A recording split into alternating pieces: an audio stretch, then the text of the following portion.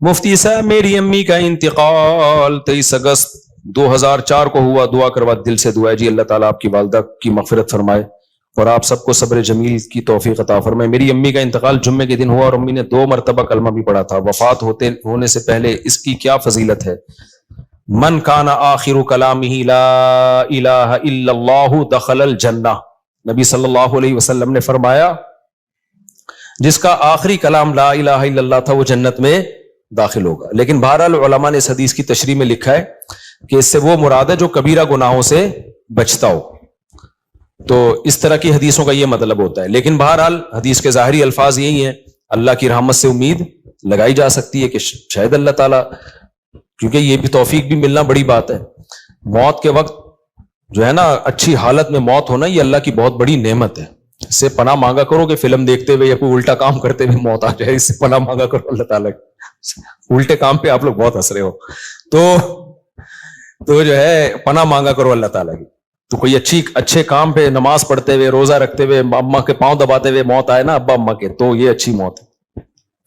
مفتی صاحب یہ ہو گیا میرے بھائی وفات. اچھا میں اپنی والدہ سے بہت اٹیچ تھا. میری امی کینسر کی مریضہ تھی, میں ان کی تمام دیکھ بھال کرتا تھا, کوئی نہیں تھا. مجھے ان کے آخری لمحات یاد آ رہے ہیں. تو یہ والدین کا ٹاپک ایسا ہے نا کہ یہ میرے سامنے چھیڑا ہی نہیں کرو, سمجھ رہے ہو. تو دیکھو یہ اب موت تو ہو گئی, لیکن آپ کے لیے بھی اچھی موت ہے کہ آپ نے والدہ کی خدمت کی آخری عمر میں. تو جب والدہ کی خدمت کی تو مرنا تو تھا ہی نا, تو کتنی اچھی موت ہو گئی کہ آپ کو خدمت کی توفیق مل گئی.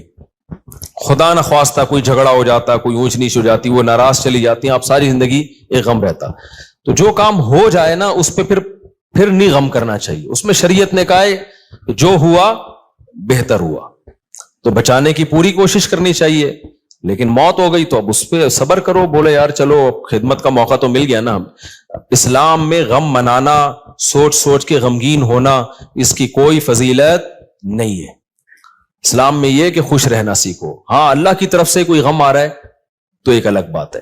تو اسلام آپ کو غمزدہ دیکھنا پسند نہیں کرتا, اسلام آپ کو خوش رہنا. اسلام کہتا ہے بس ایک غم ہونا چاہیے, وہ کیا ہے؟ آخرت کا. اس کی شریعت میں فضیلت ہے. باقی اپنی زندگی وہ غم لیس بناؤ. آج ایک بندہ آیا, جیسے بعض خواتین آتی ہیں نا شوہر بہت ٹینشن دے رہا ہوتا ہے, میں ان کو کہتا ہوں شوہر لیس ہو جاؤ فوراً. ٹینشن لینے کا نہیں. میں نے کہا شادی سکون کے لیے کی تھی نا, جب سکون ہی نہیں مل رہا تو میاں لیس, اس کو طلاق مانگو, اس سے کوئی بھی طریقہ اختیار کرو جان چھڑانے کا. تو کیونکہ بھائی اپنے سکون کے لیے کی ہے نا, ٹینشنوں کے لیے تھوڑی. ہاں تھوڑی بہت ٹینشن تو ہر گھر میں ہوتی ہے. اسی طرح ایک بندہ آیا, وہی چماٹ والا نا, ایک چماٹ لگایا تو بیوی نے 4 چماٹ لگا دیے. تو اور پتہ نہیں کیا کیا ہو رہا ہے. آپ لوگ کبھی میرے ساتھ خوشبو لگا کے آؤ, کبھی بیٹھو. اب ظاہر لوگوں کے راز فاش ہوتے ہیں اس لیے میں یہ باتیں کرتا نہیں, اور میرا مقصد کسی کا مذاق اڑانا نہیں ہوتا. سب کے ساتھ ایسا ہو سکتا ہے, لیکن میں صرف بتا رہا ہوں کہ سوسائٹی مارکیٹ میں ہو واٹس گوئنگ آن, مارکیٹ میں ہو کیا رہا ہے. تو ایسے موقع پہ پھر میں لوگوں کو ڈیورس کا مشورہ دے رہا ہوتا ہوں کہ بھائی جب اتنی نوبت ہے تو فارغ کرو میرے بھائی. پھر صبر کا فائدہ نہیں ہے ایسے موقع پہ, کیونکہ شادی سکون کے لیے کی جاتی ہے. تھوڑی بہت ٹینشنیں ہر گھر میں ہوتی ہیں, لیکن ٹینشنوں کی بھی ایک لمٹ ہوتی ہے. کچھ بھی نہیں سن رہی, اپنے آپ کو ماتحتی نہیں سمجھ رہی ہے, تمہیں اس نے خانساوا بنایا ہوا ہے, اس کو سمجھانے کی ایک لمٹ ہوتی ہے. 6 مہینے اماں کے گھر بٹھا دو, شاید کچھ دن کے بعد ہدایت مل جائے, پھر بھی نہیں مل رہی تو بھائی تمیز سے علیحدگی اختیار کرو. تو وجہ اس کی ہے کہ اللہ نے ہمیں غمزدہ رہنے کے لیے پیدا بولو نہیں کیا. غم ایک ہی ہونا چاہیے, وہ کون سا ہے؟ آخرت. تو خوش رہنا چاہیے انسان کو. اللہ کو خوش لوگ کیا ہے؟ پسند ہے. نبی حضرت ابو ہریرہ نے فرمایا کہ نبی صلی اللہ علیہ وسلم نے جب بھی مجھے دیکھا ہے زندگی میں, کبھی ایسا نہیں ہو کہ آپ نے مجھے دیکھا اور مسکرائے نہ ہو. حالانکہ نبی کا غم سب سے بڑا غم تھا نا, امت کی فکر تھی, لیکن اپنے ساتھیوں کے ساتھ ایٹیٹیوڈ کیا تھا آپ کا؟ جب بھی دیکھتے مسکراتے. اور ہم لوگ کیا ہے, جب بھی دیکھو ایسا لگتا ہے کوئی نیا ٹینشن چل رہی ہے اس کے ساتھ. نئی ٹینشن چل رہی, خوش رہنا سیکھنا چاہیے, سمجھ رہے ہو. مسکراتے چہرے سے ملا کرو, ٹینشن فری. امریکہ میں $10 کی ایک چھولے کی پلیٹ ملتی ہے صبح ناشتے میں نا, پراٹھے کے ساتھ, جو لوکل ہوٹل, جو پاکستانی کے ہوٹل. $10 کا مطلب پتہ ہے کیا؟ 2750. اب مہنگائی وہاں ہے میرے بھائی, یہاں نہیں ہے. یہاں تو چھولے کی پلیٹ فری میں آ رہی ہوتی ہے, پراٹھا خریدو بعض دفعہ ویسی فری میں ڈال کے دے دیتا ہے. آپ ڈالر پہ ترس رہے ہو, تو وہاں خرچہ بھی تو ڈالر میں ہی ہو رہا ہے, سمجھ رہے ہو.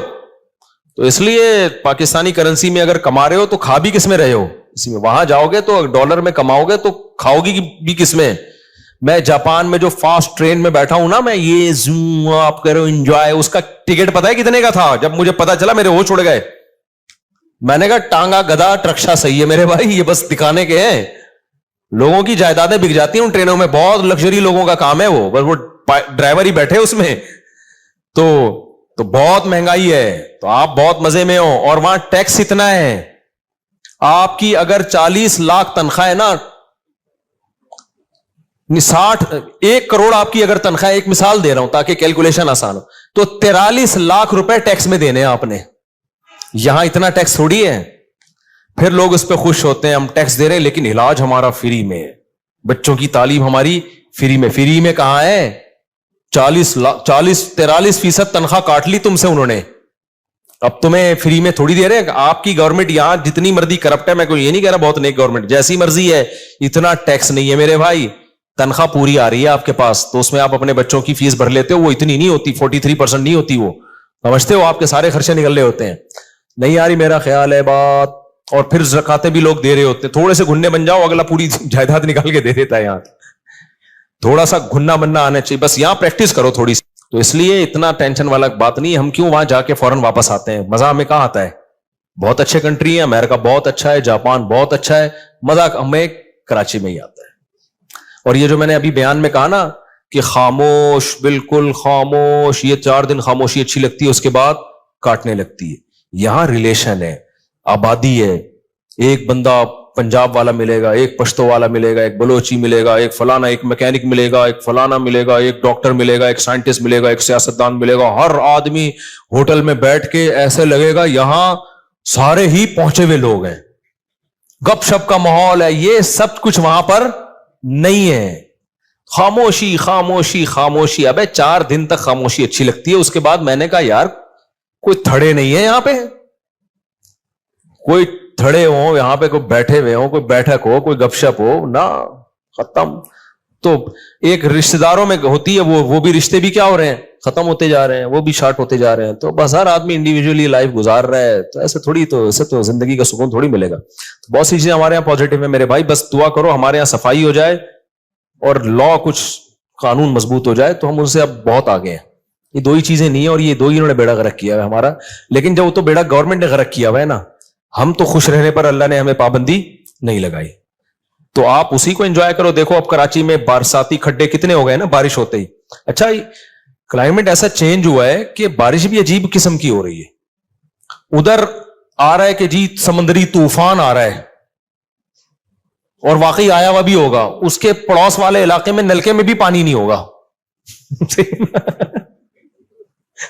وہ کہہ رہے ہم تو سمجھ رہے تھے پورا طوفان آ رہا ہے, پانی پانی, اور ادھر نلکے میں بھی پانی نہیں ہے. عجیب کراچی کا وہ, یعنی بارش ایسے ہو رہی ہے, انڈا موڑ پہ ہو رہی ہے, کلندری چوک پہ نہیں ہو رہی.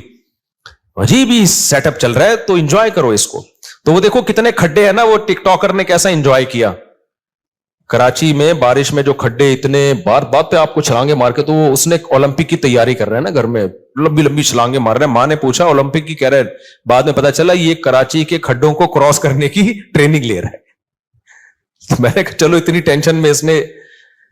تو اس لیے جس حد تک ممکن ہے خوش رہنے کی کوشش کیا کرو. اللہ کو غمزدہ لوگ پسند نہیں ہے, ہر وقت دکھڑے, یہ ہو رہا ہے, فلانا ہو رہا ہے, ڈمکانا ہو رہا ہے. اور اللہ کو خوش لوگ پسند ہے. ہاں دکھ صرف ایک ہونا چاہیے, وہ کیا ہے بھئی, آخرت میں پتہ نہیں کیا بنے گا. اس کے علاوہ اللہ نہیں چاہتے کوئی دکھ ہو آپ کو. دوسری بات یہ کہ گھروں کے جھگڑوں کو بھی بڑھایا مت کرو. گھروں کے جھگڑوں کو, ہمارے ایک دوست تھے سفر میں, ان کا اپنی بیوی سے پھڈا ہو گیا فون پہ, طبیعت سے چل رہی ہے نا, تیری ایسی کی تیسی. وہ ادھر سے اس کو جواب آ رہا ہے, طبیعت سے پھڈا ہوا ان کا. اور اپنے دوستوں کو بھی بتا رہے ہیں میری بیگم نے یہ. ظاہر ہے سب کے سامنے ہو رہا ہے تو پتہ چلے گا نا دوستوں کو کہ یار کیا ہو گیا. بے یار میرے تیری بھابی نے دماغ خراب کر کے رکھا ہوا ہے یار, یہ ہے ایسے نا. آدھے گھنٹے کے بعد نارمل بیٹھے ہوئے, چائے چل رہی ہے, گپ شپ چل رہی ہے گھر میں, بیگم اور بیگم, وہ میں آ رہا ہوں پرسوں. وہ دوسرے نے پوچھا ابے آدھے گھنٹے پہلے تو ایسا لگ رہا تھا کہ طلاق ہو جائے گی تم دونوں میں, ابھی تھوڑی دیر میں ایسا لگ رہا ہے کہ کوئی مسئلہ ہی نہیں ہے. تو اس نے کہا یار میری عادت ہے 15-20 منٹ کے بعد پھڈے کو میں بھول جاتا ہوں. فنش. واقعی یہ جن لوگوں کی عادت ہو نا وہی خوش رہ سکتے ہیں اس زمانے میں. اور جو ناک پہ مکھی بٹھا کے رکھتے ہیں نا اور دل میں لے کے بیٹھ گئے اس نے یہ کیوں بولا تھا. ابے بھائی جو بولا تھا بول دیا, ختم کر. جب سنا دیا اس نے بھی سنا دی, اس نے بھی سنا دی, ختم, قصہ ختم. چلو بھائی دوبارہ سے جیسے انجوائے کرو لائف. اور لوگ کہتے ہیں بھی تنبیہ تو ہوئی نہیں. نہ جب یہ پھڈا ہوتا ہے نا اگلے کو خود تھوڑی سی تنبیہ ہو جاتی ہے. آئندہ وہ بولنے سے پہلے اس کو بھی پتا ہے, آپ کو بھی پتا ہے کہ میں یہ بولوں گا اس کی دکھتی رکھ پہ پاؤں رکھ دوں گا میں. وہ یہ بولے گی تو میرے کھوپڑی گھومے گی. تو دونوں تھوڑا تھوڑا ایک دوسرے کی کھوپڑی کا احترام آہستہ آہستہ شروع کر دیتے. خود ہی شادی شدہ آدمی کی زندگی ایک مینجمنٹ خود بخود آ جاتی ہے. تو اگر آپ جو دل میں لے کے بیٹھ گئے اس نے میرے کو یہ بولا تھا, اس نے یوں کر دیا تھا, اس نے, یار تمہیں ایک واقعہ سناتا ہوں اس سے بس پھر میں بس آپ لوگ سے 2-4 سوال لے کے بیان ختم کرتا ہوں. اس سے بڑا کیا یعنی ایک طرح سے ظلم ہوگا کہ سیدہ عائشہ رضی اللہ تعالی عنہا پر جب تہمت لگی ہے نا, منافقین نے جھوٹی تہمت لگائی, اس میں حضرت مستح رضی اللہ تعالیٰ عنہ جو صحابی رسول ہیں وہ بھی اس پروپیگنڈے کا شکار ہو گئے تھے. وہ بھی منافقین کی باتوں میں آ گئے اور انہوں نے بھی حضرت عائشہ کے بارے میں یہ منافقین سے سن کے الفاظ کہے. حضرت عائشہ بیٹی کس کی ہیں؟ ابو بکر کی. آپ بتاؤ غیرت مند آدمی کو کتنا غصہ آئے گا نا. حضرت ابو بکر حضرت مستح کے ساتھ مالی تعاون بہت زیادہ کیا کرتے تھے کیونکہ رشتہ دار بھی تھے اور غریب بھی تھے. جب حضرت ابو بکر کو پتا چلا نا میری بیٹی کے بارے میں انہوں نے یہ الفاظ کہے ہیں تو حضرت ابو بکر نے قسم اٹھائی کہ آج کے بعد 1 روپیہ نہیں دوں گا. یعنی میں خرچ کر رہا ہوں ان پہ اور میری بیٹی پہ یہ بھی تہمت میں شریک ہو گئے. بعد میں جب قرآن کی آیتیں نازل ہوئی حضرت مستح نے توبہ کی اور بہت گڑ گڑائے اللہ کے سامنے, توبہ کی. لیکن ابو بکر رضی اللہ تعالیٰ عنہ قسم اٹھا چکے تھے ان پہ میں خرچ نہیں کروں گا, میں نہیں خرچ کروں گا ان کے اوپر. لہذا انہوں نے کہ بھائی ٹھیک ہے آپ نے توبہ کر لی لیکن یہ ہلکا جرم تو نہیں ہے نا. کتنی بڑی شخصیت بھائی, سیدہ عائشہ نبی کی زوجہ بھی ہیں اور ابو بکر کی بیٹی بھی ہیں. تو نبی نے بھی معاف کر دیا ان کو. کتنا بڑا ظرف یار بھائی, جب گڑ گڑا لیے توبہ کر لی ہے تو معاف کر دیا. کیونکہ نبی کے سامنے بڑا ویژن ہے نا. جو چھوٹے یعنی گھروں میں چھوٹے چھوٹے جھگڑوں کو لے کے لمبے چلتے ہیں نا وہ دنیا میں کوئی بڑا کام نہیں کر سکتے, وہ بس انہی میں الجھ کے رہ جاتے ہیں. تو نبی صلی اللہ علیہ وسلم نے تو معاف کیا ہی, ابو بکر نے معاف نہیں کیا. انہوں نے کہا ٹھیک ہے میں کوئی انتقام نہیں لے رہا لیکن جیسے میں پہلے خرچ کرتا تھا نہیں کروں گا خرچ. سورہ نور کی آیتیں نازل ہوئیں وَلَا يَأْتَلِ أُولُو الْفَضْلِ مِنْكُمْ وَالسَّعَةِ أَن يُؤْتُوا أُولِي الْقُرْبَى وَالْيَتَامَى وَالْمَسَاكِينَ. فرمایا اللہ تعالیٰ نے کہ تم میں جو قرابت دار ہیں تو جن لوگوں نے ان پہ خرچ نہ کرنے کی قسم اٹھائی ہوئی ہے وہ اپنی قسموں کو توڑ دیں. الا تحبون ان یغفر اللہ لکم, کیا تم چاہتے نہیں ہو کہ اللہ تمہاری غلطیوں کو بھی معاف کرے. یعنی تم یہ چاہتے ہو نا کہ اللہ تمہاری غلطیوں کو بھی معاف کرے. یہ کس کو تنبیہ ہو رہی تھی؟ ابو بکر کو. اللہ نے نام نہیں لیا. اللہ میاں بھی کیسی دیکھو نصیحتیں کرتے ہیں نا, عزت کا خیال کر کے جنرلی بتا رہے ہوتے ہیں کہ کوئی کسی رشتہ دار پہ خرچ کرتا تھا اور قسم اٹھا لی ہے کہ نہیں کروں گا تو وہ قسم توڑ دے اور خرچ کرنا شروع کر دے, معاف کر دے. وَلْيَعْفُوا وَلْيَصْفَحُوا, چشم پوشی سے کام لیں, درگزر کرے. الا تحبون ان یغفر اللہ لکم, کیا تم نہیں چاہتے کہ اللہ بھی تمہاری غلطیوں کو معاف کرے. جب یہ آیت نازل ہوئی ہے ابو بکر نے کہا کیوں نہیں ہے اللہ, میں چاہتا ہوں تو میری غلطیاں معاف کر. یعنی اگر میں ان کو معاف کروں گا تو کل تو قیامت میں میری غلطیاں بھی معاف کرے گا, تو کیوں نہیں معاف کروں گا میں. کتنی بڑی غلطی کو معاف بھی کیا اور دوبارہ حضرت مستح کو پر صدقہ کرنا شروع کر دی. تو جو آدمی معاف نہیں کرتا نا, بغض رکھتا ہے, وہ ڈپریشن اور ٹینشن میں رہتا ہے. اور جو دماغ کو صاف اور پاک کر کے سوتا ہے کہ یار جو تھا قصہ ختم, تو وہ ڈپریشن سے آزاد ہوتا ہے. تو ہم لوگ جھگڑوں کو لے کے بیٹھے رہتے ہیں اتنے لمبے لمبے کہ اس نے میرے کو یہ بولا تھا, اس نے میرے کو یہ بولا تھا, اس نے میرے یوں کیا تھا. ابے چھوڑ دے یار, ٹھیک ہے اپنے آپ کو بھی ریلیکس کر, دوسرے کو بھی ٹینشن سے باہر نکال. تو اس لیے میرے بھائی خوش رہنا سیکھو. اور جس آدمی کے دل میں کینہ ہو, بغض ہو, چیزوں کو لے کے بیٹھتا ہو, وہ کبھی بھی خوش نہیں رہ سکتا, جلتا کڑتا ہی رہتا ہے, منفی باتیں ہی کرتا رہتا ہے. تو دل کو صاف رکھنا چاہیے انسان کو تاکہ آگے چلے, پھر وہ آگے کے کام کر سکے. انہی میں الجھ کے رہ جائے گا نا. ایک کسٹمر نے یوں کر دیا تھا تو اس کو سنا دی, کسٹمر ہی مارکیٹ سے شارٹ ہو گیا, کاروبار اپنا ٹھپ ہو گیا. تو کوئی سوال کسی نے پوچھنا ہے تو بھائی پوچھ لے، پھر ختم کرتے ہیں. اللہ،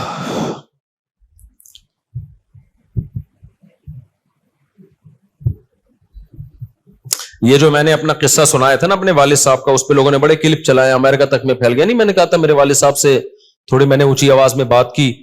آج کے بیان سے متعلق ہے یہ. میں نے بتایا تھا نا میری ایک دفعہ والد صاحب سے اونچی آواز میں